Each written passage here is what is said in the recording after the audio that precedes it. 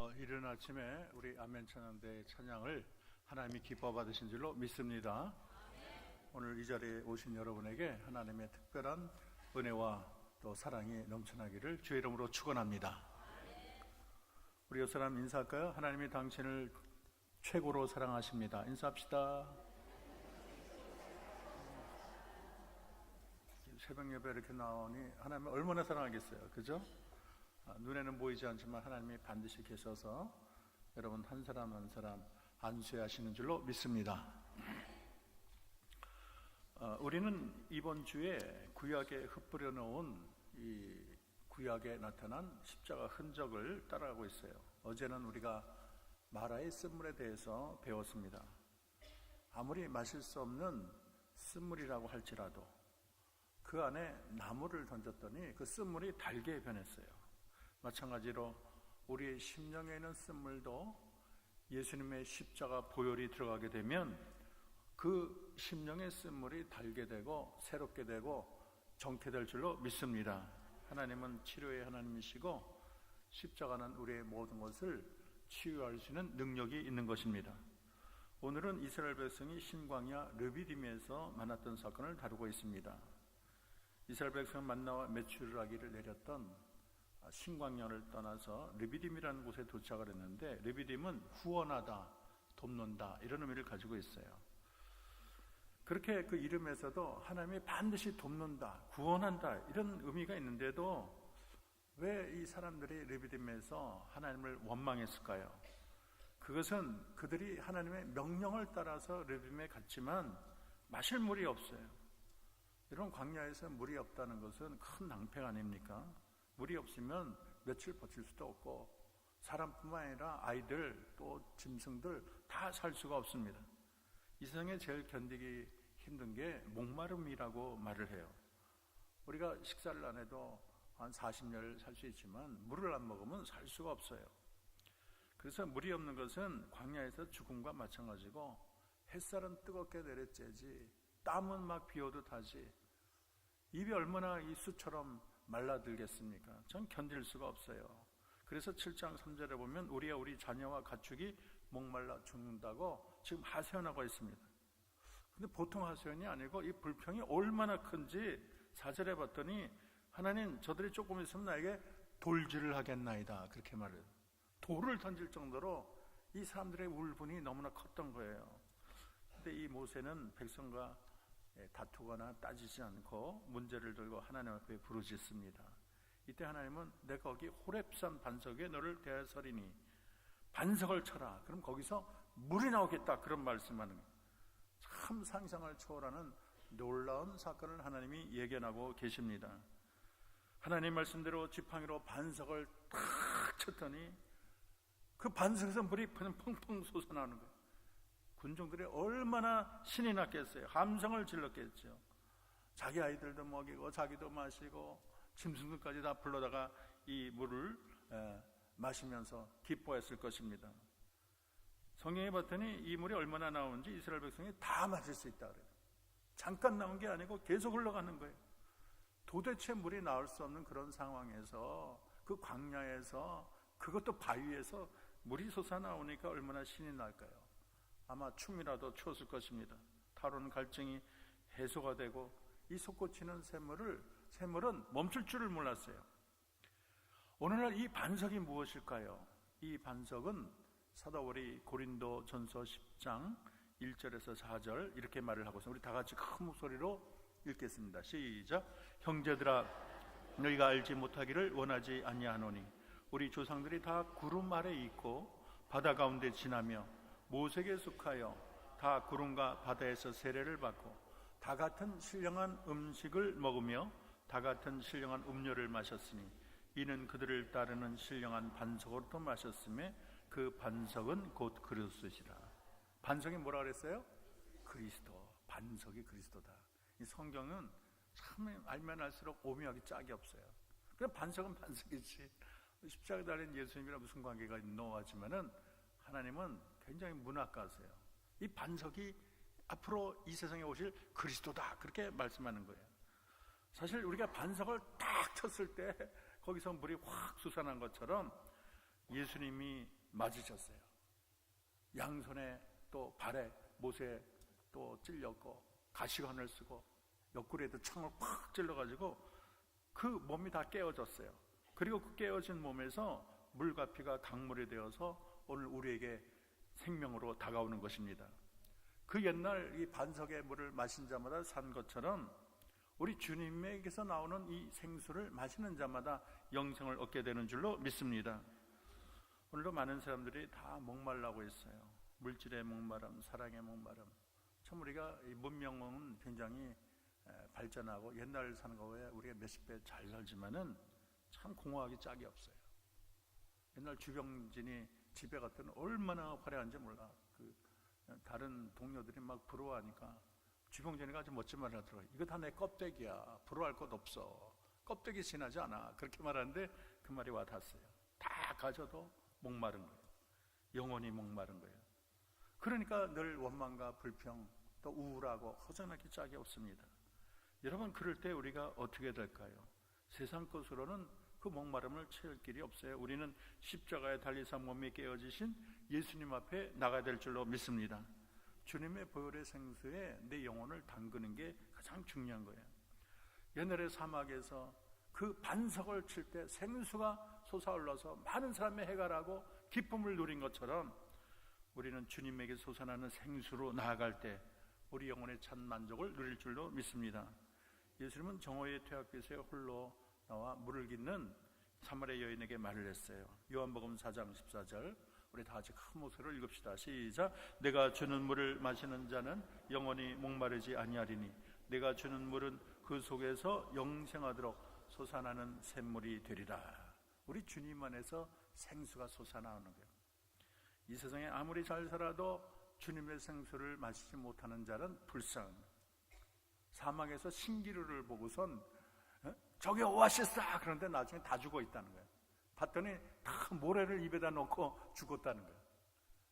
가짜를 본 거죠. 진짜를 아니고 진정한 생수를 모르고 이 모래가 그 생수인 줄 알고 그걸 다 먹고 죽고 말았어요.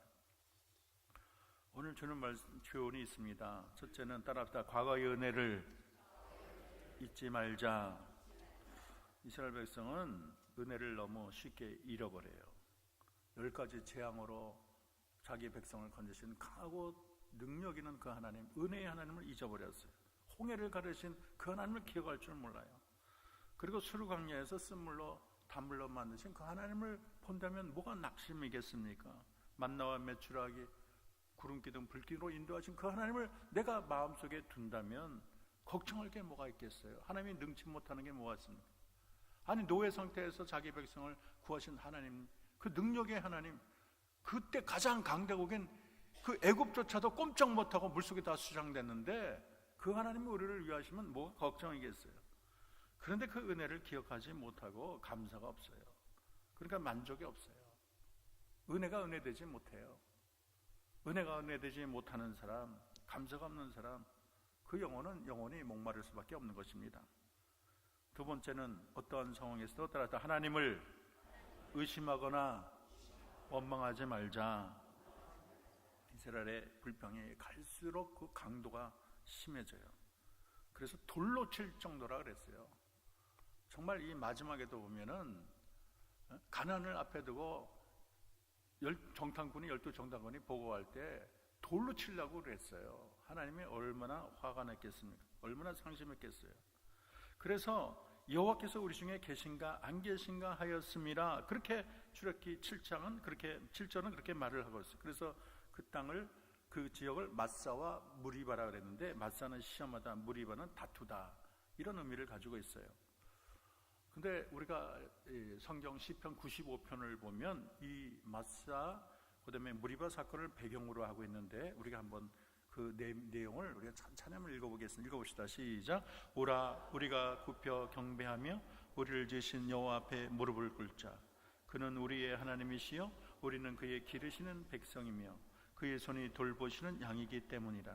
너희가 오늘 그의 음성을 듣거든 너희는 무리바에서와 같이 또 광야의 마사에다 지내던 것 같이 너희 마음을 완악하게 하지 말지어다. 그때 너희 조상들이 내가 행한 일을 보고서도 나를 시험하고 조사하였도다.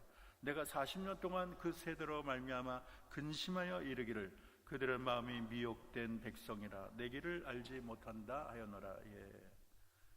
이 무리바 사건 그리고 마사 사건, 참 이 광야 전 생활이 우리 하나님의 마음을 너무 아프게 했어요. 그 40년 동안 하나님이 너무나 괴로운 거예요. 여러분, 우리가 앞으로 살 날이 몇 년인지 모르겠지만 우리는 이 세상 살면서 하나님 마음을 서운하게 해서는 안 되겠습니다. 너무 고집이 세고 너무 완악하고 불신과 의심과 원망으로 주님의 마음을 멍들게 해서는 안 될 줄로 믿습니다. 세 번째는 따라합시다. 우리는 끝까지 하나님의 선하심을 믿어야 합니다. 알고 보면 고난에도 하나님의 선하심과 또 나를 향한 배려가 있다는 것을 잊어서는 안 되겠어요. 애굽에 나온 이스라엘 백성에게는 광야의 훈련이 필요했습니다. 왜냐하면 500년 정도 애굽의 노예 생활을 했기 때문에 노예 근성이 너무 배어 있어요. 그리고 애굽의 향락 문화, 물질 문화, 우상 문화가 다 이렇게 쪄들어 있어요. 그래서 하나님이 자기 백성을, 거룩한 백성을 만들기 위해서 이 광야를 며칠이면 올 것을 그렇게 40년 동안 이렇게 돌리신 거예요. 광야라는 과정을 통해서 그들의 훈련을 통해서 하나님의 거룩한 백성을 만들고자 하는 하나님의 크고 높은 뜻이 있는 것입니다. 그러기에 시편 기자는 고난에 대해서 이렇게 말을 했어요. 시편 119편 71절 우리가 큰 목소리로 하겠습니다. 시작. 고난당한 것이 내게 유익이라 이로 말미암아 내가 주의 율례를 배우게 되었나이다. 그래서 우리가 근시안적으로 봐서는 안 되고 보다 널리 보고 깊게 볼 줄 알아야 돼요. 우리가 은혜의 시각으로 모든 것을 보면 다 감사한 거예요. 이 세상에 은혜 아닌 것이 없고 사랑이 없는 것이 없어요. 길가에 들꽃 한 송이에도 하나님의 사랑이 있고 나무의 지적에는 쇳소리에도 은혜가 빛나고 오늘 먹는 밥 한 그릇도 얼마나 감사합니까? 옛날에 우리 아버지 전쟁 때 들어보면 하여간 보리밥이라도 얼마나 감사하게 먹는지 몰라. 너무나 행복한 거예요. 보리밥만 있어도. 우리 인생길에 때때로 원망도 많고 불평할도 많지만 우리가 은혜의 안경을 통해서 보면 은혜가 아닌 순간이 없고 우리 인생의 발자국 어느 한 구석 주님의 은혜가 없는 곳이 없습니다. 여러분, 고난 가운데서도 하나님의 은혜가 있는 줄로 믿습니다. 슬픔의 눈물에도 무지개 같은 하나님의 은혜가 어리는 줄로 믿습니다. 짙은 고독 속에도 봄비같이 촉촉한 하나님의 은혜가 있는 거예요. 그러므로 우리는 늘 우리와 함께 하신 하나님을 잊어서는 안 되겠습니다. 어떤 환경이나 여건에도 좌우되지 말고 하나님을 끝까지 믿는 게 중요해요. 하나님은 결국 나를 유익하게 나에게 좋은 것을 주시는 분이시다. 잊어서는 안 돼요. 비록 무화과나무가 무성하지 못하고 포도나무에 열매가 없고 감람나무에 소출이 없고 밭에 먹을 것이 없고 우리의 양이 없고 외양간에 소가 없을지라도 우리는 하나님 한 분만으로 만족하고 기뻐야 될 줄로 믿습니다. 마지막으로 따라합시다. 만세반석이신 그리스도에게로 들어가야 합니다. 찬송가 490 만세반석 열리니 내가 들어갑니다. 장의 허리 상하여 물과 피를 흘린 곳 내게 혐되어서 정결하게 하소서. 2절 다 같이 내가 공을 세우나 은혜 갚지 못하네. 쉼이 없이 힘쓰고 눈물 근심 많으나 구속 못할 죄인을 예수 홀로 속하네. 이 은혜로운 찬양이 오래 세월 동안 그리스도인들이 애청하는 곡인데 어떻게 보면 우리가 의미 없이 부를지 모르겠지만 내용을 보면 참 십자가 의미, 구속의 의미가 참 깊이 담겨 있습니다. 주님의 반석에 흐르는 보혈의 은총을 잘 설명하고 있습니다. 여러분, 하루의 삶이 정말로 만만치 않습니까? 또 한 고개를 넘으면 또 다른 고개가 기다리고 있습니까? 인생을 살다 보니 타는 목마름으로 여러분 괴로워할 때가 있습니까? 어떤 분은 재정적인 갈증으로 사랑하는 사람을 잃게 돼서 너무 외로워서 또 지난 동안 하나님께 불충성한 그런 죄책감으로 많이 힘드십니까? 여러분, 문제의 참 해결은 우리 주님께 있는 줄로 믿습니다. 바위에서 솟아나는 샘물만이, 우리 주님의 바위에서 솟아나는 그 샘물만이 우리 영혼의 가람을 채우게 될 것입니다. 우리 모두 주님께 나아갑시다. 여러분의 문제를 맡기고 인생에 타오르는 모든 죄와 문제를 하나님께 쏟아넣는 저와 여러분들을 주의 이름으로 축원합니다. 이 시간 기도하고 우리 또 주기도문으로 오늘을 마치겠습니다. 기도할 때 여러분, 내 삶의 갈증이 무엇인지 하나님 진정으로 고백합시다. 하나님, 나는 이것이 너무 목말라요. 하나님, 내 모든 형편이 어려워요. 하나님, 내 삶이 만만치가 않아요. 내 자녀를 하나님께 의탁합니다. 너무 외로워서 울 때가 많이 있어요. 삶이 버겁습니다. 건강이 안 좋습니다. 여러분 다 구하시고 우리 교회를 위해서, 나라를 위해서, 민족을 위해서 우리 다 같이 통성으로 기도하겠습니다. 아버지 하나님, 고맙고 감사하신 하나님, 오늘 주님